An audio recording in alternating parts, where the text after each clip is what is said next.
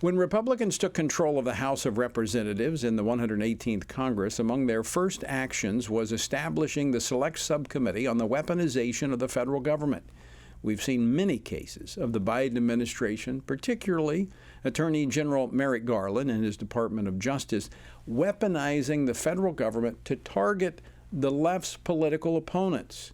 Well, yesterday, this subcommittee released a report on Attorney General Garland's October 4th, 2021 memo, finding the Biden administration, quote, misused federal law enforcement and counterterrorism resources for political purposes. Here with me now to discuss this and more, Congressman Matt Rosendale. He's a member of the House Freedom Caucus, the Veteran Affairs Committee, and the Committee on Natural Resources. He represents the 2nd Congressional District of Montana. Congressman Rosendale, welcome back to Washington Watch. Thank you, Tony, for having me on. It's great to see you again. Good to see you. Let me just ask you right out of the gate here, are you surprised the subcommittee's findings on this memo from the Attorney General? I'm not. I think this demonstrates, though, to people across our country that how fortunate we are that Merrick Garland is not sitting on the Supreme Court bench right now, because that was what was proposed under the Obama administration, and then he would be making these decisions for life. Right now, as problematic as this is, at least we can assume that as soon as the Biden administration term has ended, that Merrick Garland's term also will end. But clearly, this was an anti-parent memo that he put out on a manufactured issue, strictly to intimidate parents and citizens across our country from participating in their children's upbringing and their education, and to keep them from participating in the public process. And so I'm disappointed, but I am not shocked at all at the facts that have been exposed by the committee. And this again shows that the 118th Congress is going to be doing a lot of investigation and oversight, and showing the American people with hard data, with facts, what has really been taking place under the Biden administration. You know, Congressman, I've read through the entire report, and I found it interesting that the Biden administration, the Department of Justice, when they sent out this memo, the feedback they got from their own people was, hey, some of our local law enforcement don't like this. They feel like this is a problem. They need to leave the local school boards alone.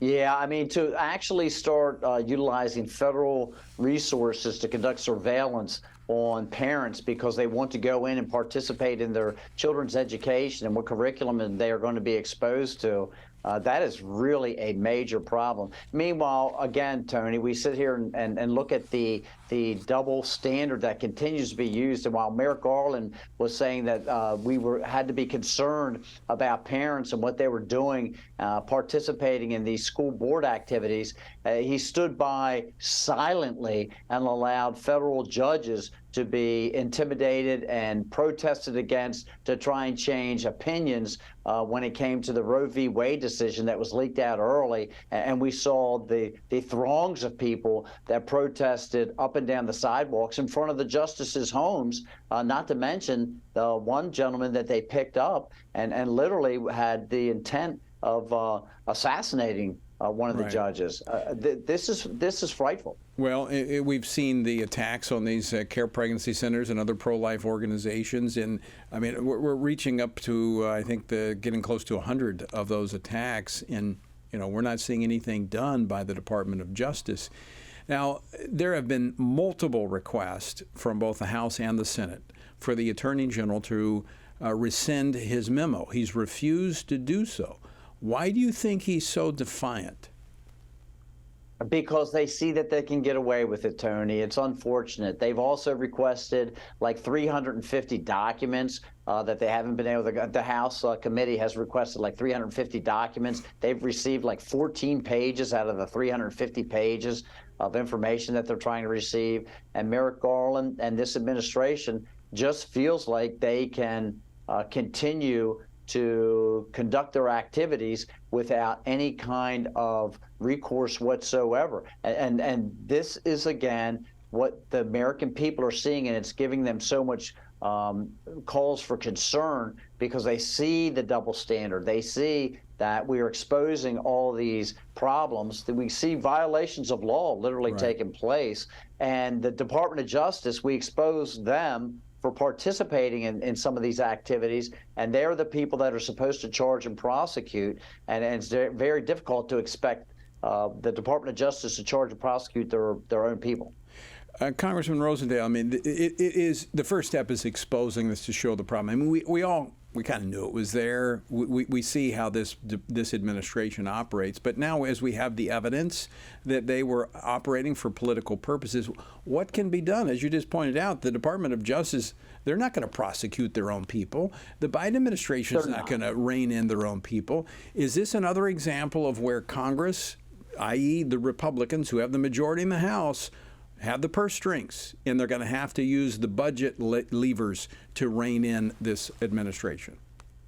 So mechanically, we have the ability to do that, Tony, and we will. We are going to be putting forth the appropriations bills that actually direct funding to programs that are necessary, and we can and will use that to defund some of these other operations that have been so problematic to the people. But keep in mind, everyone says that the Congress has the purse strings, but it still has to go through the Senate and back to the White House as well. And so that's where the battle is going to take place. You know, a lot of the folks that I've been working with on this whole debt ceiling issue, and we have identified somewhere between $800 and $900 billion in additional revenue that's available to claw back from the federal government to turn over to the Treasury so that we don't have to increase the debt ceiling anytime in the near future. And we're going to release those numbers very soon here once we get everything finalized. And so that'll put Congress in the position to then take that information, develop the appropriations package through August and September, and that's where we can put these policies into place about defunding some of these agencies that are clearly just pursuing American citizens. Well, reports like this, Congressman Rosendale, back up everything that you're doing to hold this administration accountable. It's worth the fight. This is undermining our freedoms and our future, so we appreciate you fighting this fight. We are going to keep it up. Look, we have to have confidence in these institutions. The institutions are the glue that hold our country together. That's right. And so what we have to do is root out the bad weeds. All right. Thank you, Congressman.